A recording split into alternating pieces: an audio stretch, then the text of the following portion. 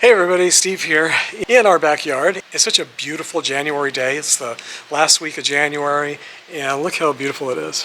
It's been pretty windy the last few days, so our pool is not so beautiful. It's full of debris. But the pool guy comes tomorrow, so it'll be clean tomorrow, or I may even clean it myself today. It's been so cold. It's been difficult to come outside this winter, so we've been spending most of the time indoors. But today, because it's so nice, I thought I'd come out and take a look at the yard. I know I have weeds to pull, and I also have a couple of projects that I want to do out here. So let me show you what I'm planning to do. It's probably going to take me at least a few weeks. If I have to do one of the projects that I'm hoping I don't, but if I have to, that's going to take a couple of months to do. And what I'm talking about is this. I've noticed just this past year that this part of the sidewalk is really raising up, and that part is sinking. Now, I don't know if it's just sinking because of the weather or something, or if this is raising up because of the roots of this oleander. And if it's the roots, I'm going to have to take out these oleanders, all of these oleanders. And I definitely do not want to do that. I was just planning to trim them and make them look nice. And then when I realized that we could have a major root issue, I looked up oleanders online and it says they have very, very invasive roots, and trying to get them out is almost impossible, and they can destroy your pool equipment and pool pipes. And there are no pipes over here. This is just, I think the root might be going because there's a water spigot here. And so maybe when we have the water on and it drips, there's more water over here. These can get really enormous, and I had no idea. I mean, look how thick this trunk is. I mean, it's almost like a tree. Look at that. So I have a feeling the roots are just as bad. Now, when we first moved in here 15 years ago or so, I planted bougainvillea all the way around, just like these oleander. And the bougainvillea plants just always looked scraggly, and they were mostly just not so much like a hedge, but more just flowers, those really beautiful pink flowers that you see. And they look really nice, but the problem is it's windy here, and so they would all blow off into the pool. So the pool looked about 100 times worse than this every day. I mean, it just was covered in pink flowers. The oleander, on the other hand, they have these leaves that for some reason they're very flat and kind of slippery, and it's almost impossible to pick them up.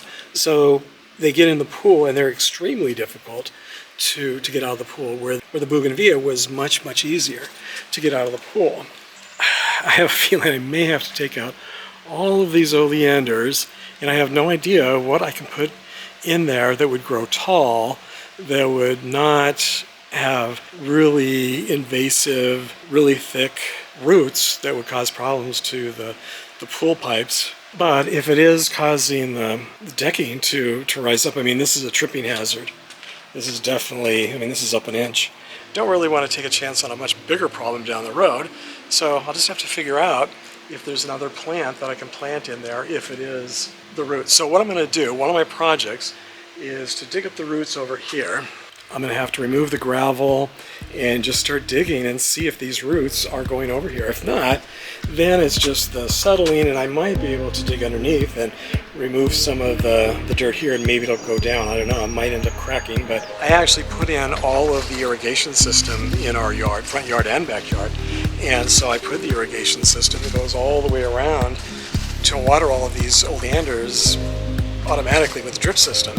And that was fun. I enjoyed doing that. It was actually pretty easy to do and not very expensive at all when you buy the materials yourself and install it yourself. It was really, really affordable. I probably didn't spend maybe $200 on the whole thing. I mean, this was when we moved in, but I need to make sure now. Jim reminded me to not go crazy and start digging fast and furious and break some of the pipes and have to redo the whole thing. So at my age, I don't do anything anymore fast and furious, so I don't think I have to worry about that too much.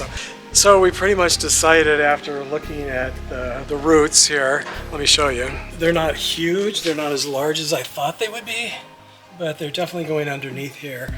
And it's hard to say if it's just settling or if they're causing the problem, but definitely don't want roots all over the place like this going under the house. Now, this is where the water faucet is, so I'm thinking that it's possible there could be a leak underneath. Now, whenever we turn on the hose and stuff, this leaks, and so it's always wet around here. And so it could just be from that, or underneath where this pipe goes down into the ground, maybe there's a leak there, I don't know. So I'll have to check that out as well. But this is, I think, the real problem right here.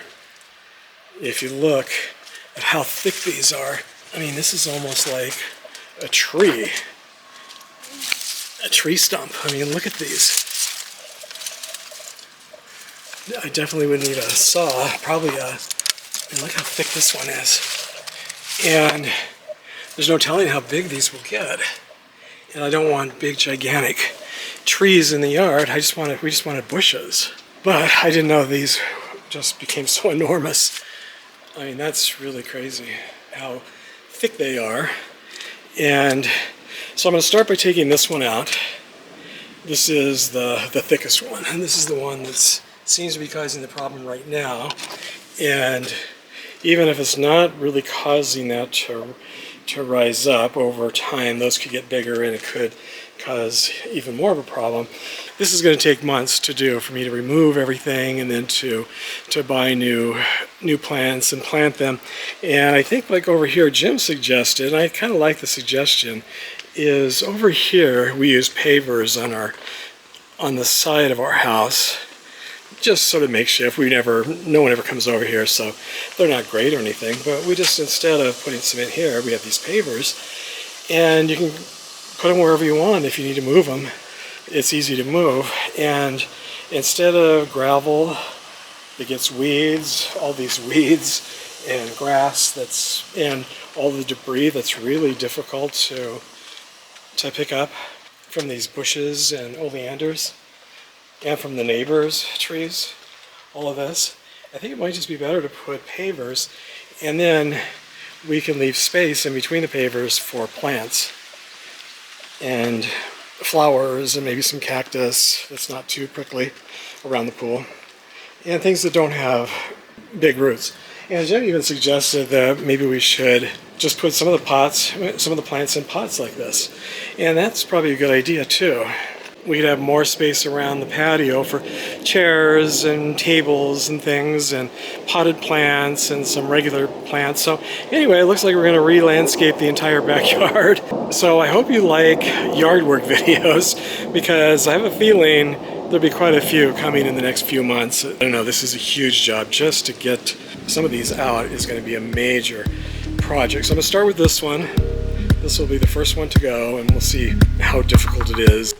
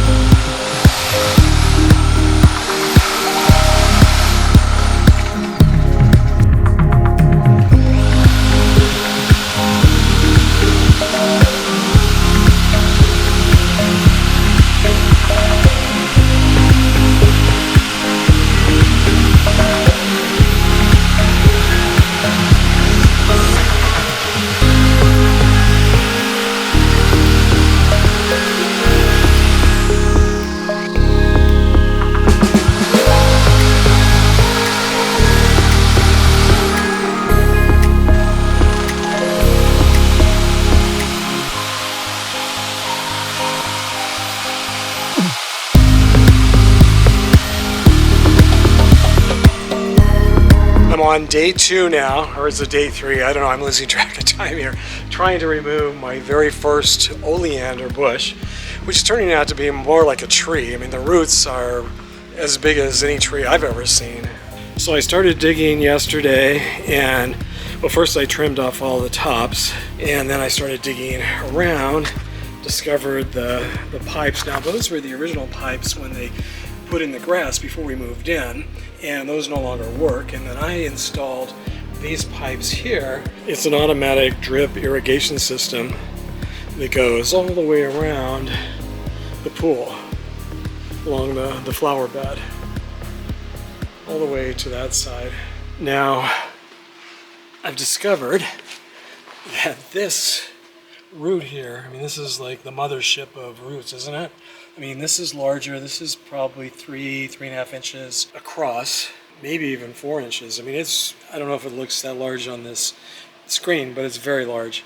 Larger than any of these stumps here. And this is supposed to be a bush, not a tree. So I've been using this. This has actually been pretty good for the smaller ones, you know, like this size here.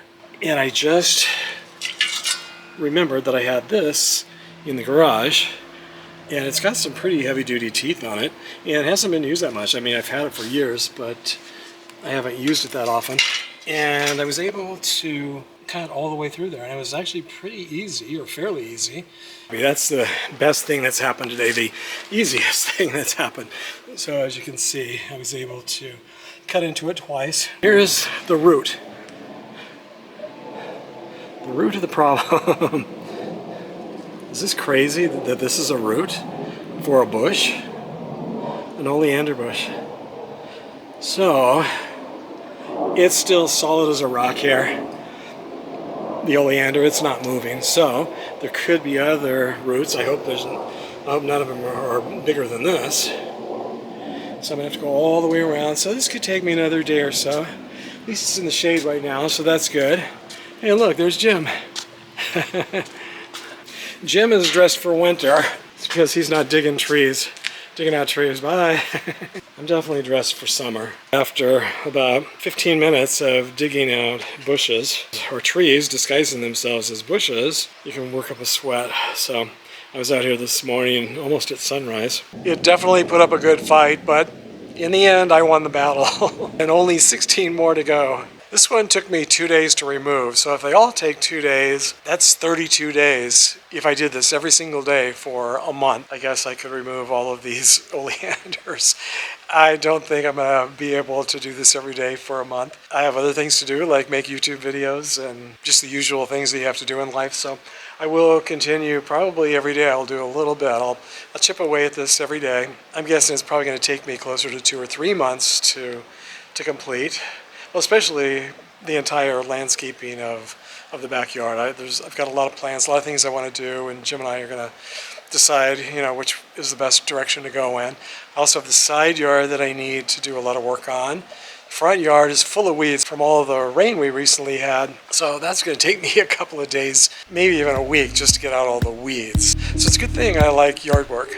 And this week I want to give a shout out and a very big thank you to subscriber Dana Pretzer. Thanks so much, Dana, for your super generous donation to this channel using YouTube Super Thanks. In return, I wish I could send you some of our sunshine. Till next time, take care, everybody.